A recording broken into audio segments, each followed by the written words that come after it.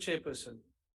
The Department of Public Service and Administration bears a special responsibility in our constitutional dispensation. As the custodian of South Africa's public service, it sets the tone for civil servants who interface with the people of this country every day.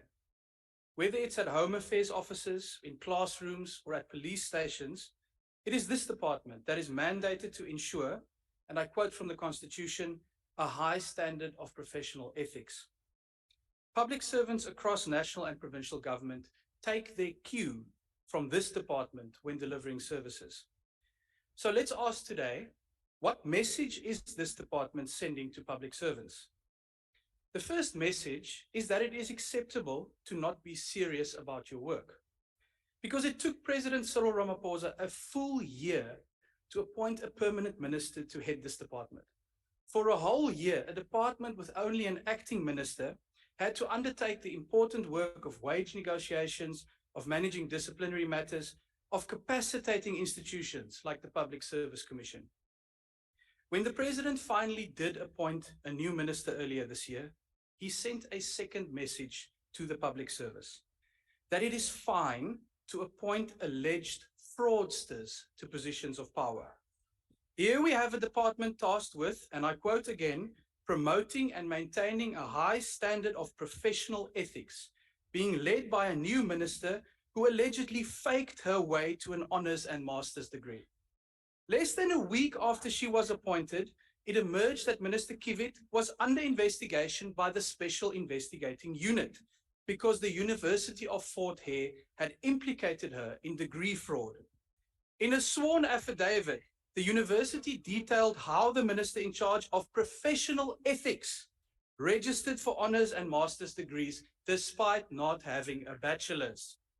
With a little help from inside a university that has become sadly mired in corruption and assassinations, Minister Kivit allegedly defrauded her way all the way into national cabinet.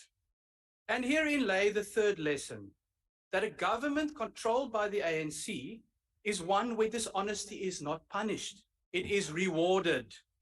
Even though the minister is under investigation by the SAU, as we sit in this chamber today, President Ramaphosa has not lifted a finger to hold her accountable. In fact, the president rewarded her with a promotion, which gave her access to the same luxurious lifestyle that all ANC ministers and deputy ministers enjoy at the expense of the people.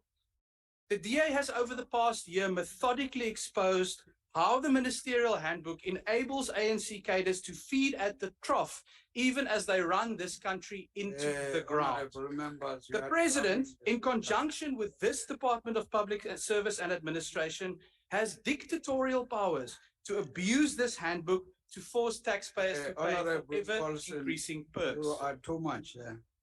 We can't hear the speaker. That is why the DA has already introduced the Cut Cabinet Perks Bill to Parliament to empower this House to exercise proper oversight over the handbook and rein in spending on perks.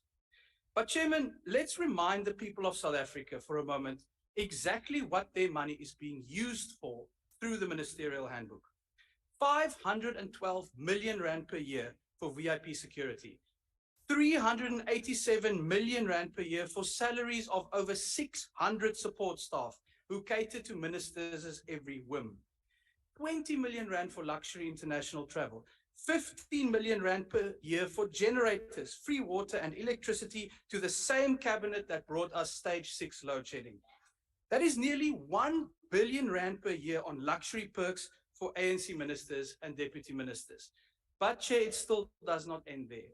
The DA has exposed that these ANC cadres currently occupy 97 mansions in Cape Town and Pretoria, valued at nearly 1 billion rand. And then we have to come to this parliament and hear how departmental budgets are being cut. It is clear that the ANC government will cut the lights, cut the water, and cut the social grants long before they touch their corrupt perks. And there is the next lesson, that productivity simply does not matter. The same ministers who caused load shedding through decades of neglect and corruption are now using taxpayer money to insulate themselves from the consequences of load shedding. In the real South Africa created by the ANC, 30 million people live in poverty. 7 out of 10 young people cannot find work. Rates of murder and violent crime are at an all-time high, and millions of people can no longer afford to feed their families. But in the ANC's cabinet world, the people who caused this crisis are sipping taxpayer-funded champagne next to the taxpayer-funded swimming pool filled with taxpayer-funded water at their taxpayer-funded mansions behind the taxpayer-funded electric fences that are exempted from load shedding by taxpayer-funded generators. And herein lies the final message that this government and this department is sending to 1.2 million public servants. That it is not necessary to be serious about your work, that you can appoint fraudsters, that you can reward dishonesty, and that you don't have to care about productivity, because ultimately this ANC government has no shame.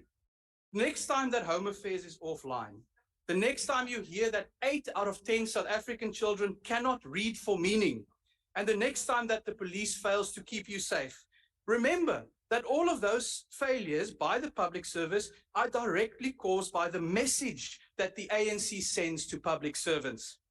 But thanks to our democracy, the people of South Africa can turn the tables next year. By voting out the ANC in favor of a DA-led national government in the 2024 election, we can finally send a message to the public service that it is time to fire the fraudsters, that we demand productivity and proper service delivery, and that the days of wasting billions on politicians at the expense of the people are over. Thank you.